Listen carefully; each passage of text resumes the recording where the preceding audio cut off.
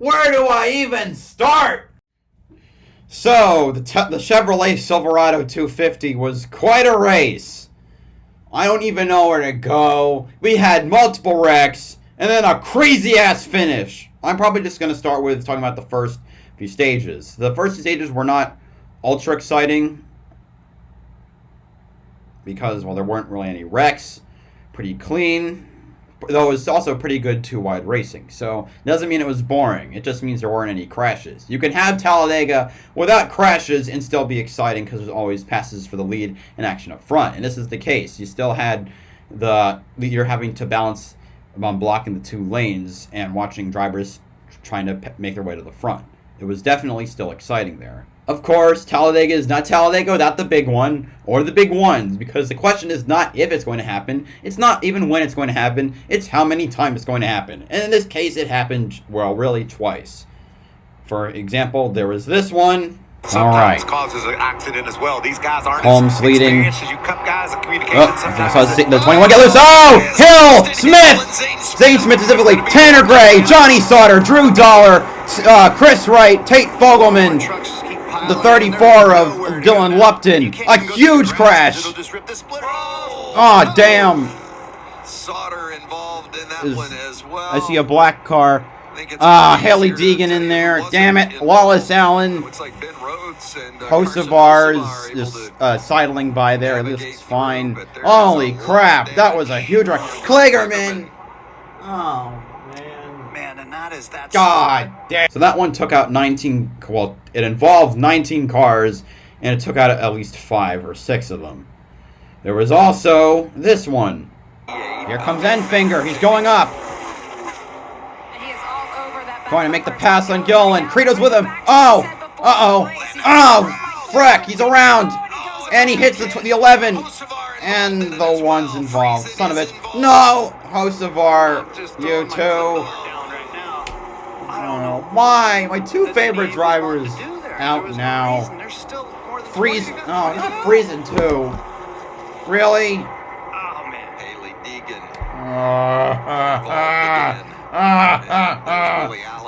To my chagrin, as it took out my favorite truck driver.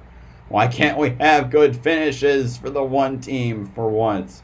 But yeah, and the end result of that was half of the field not finishing the race.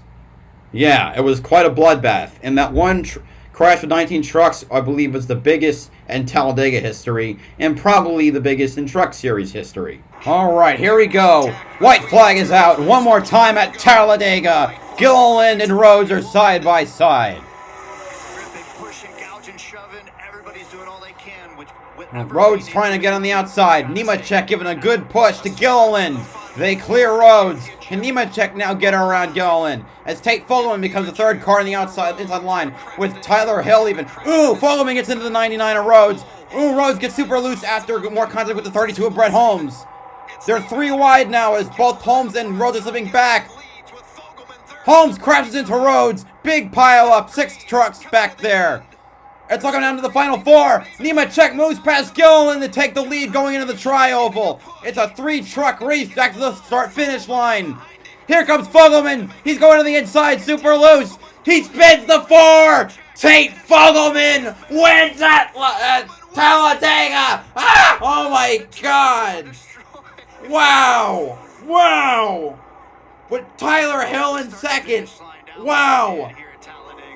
Tate Fogleman just won this race 2 years after teammate Spencer Boyd pulled it off. Have you ever? So yeah, Tate Fogleman wins his first ever NASCAR Truck Series race, joining his teammate Spencer Boyd as another first-time winner at Talladega. Here's the top 10 below. You can see obviously Tate Fogleman won, but how about Tyler Hill? He finished second and was part of that crazy finish with him and Fogleman crashing across the line. You can see also here we have Ryan Truex getting a nice top 5, just like his, I think he had a top 5 at Daytona as well. So it shows that he's actually good at the plate tracks. Corey Roper, Spencer Boyd, Danny Bone, Chase Birdie, Keith McGee, all in the top 10. That's position 6 through 10. You think anyone would have expected those guys to finish in the top 10? Not a chance, but they did. And that is the power of the chaos of Talladega. The underdogs came up and shone. 7 underdogs. Well, really, if you count Ryan Truex, it's 8. But the only playoff driver to finish in the top 10 was John Hunter Nemechek. That's freaking crazy. None of the playoff drivers made it through the race unscathed. So, for the first crash, Austin Hill and Zane Smith both got taken out, while Chandler Smith received significant damage and ended up finishing a few laps down. By a few, I mean several. Then you had the second big one, which involved Stuart Friesen getting caved in on, I think, leaking fluid, and he ended up getting out by that. On the final lap, entering turn 3, Crafton, Creed, and Rhodes all got into a pile-up, and of course, coming out of the tri-oval, Nemechek, got spun out on Tate Fogleman, and so he ended up wrecking that way. So yeah, it wasn't pretty. And like I said, Nemechek was the only driver of the playoff drivers that made it into the top 10. Looking at where they are now, Nemechek and Rhodes are pretty secure. They're about 30 points over the cut line. They should be fine. Crafton and Creed, Crafton and Creed are 5 over Friesen. And Friesen is the only driver that could feasibly point himself in if he needs to.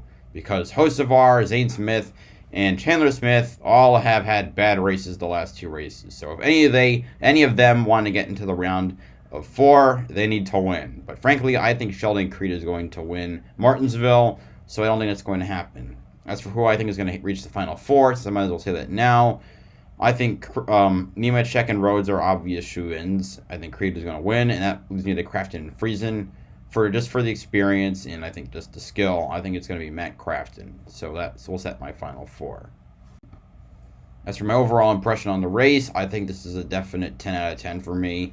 Yeah, maybe it wasn't a pretty ending, but I think it was a chaotic and fun ending, and that is what's important about Talladega.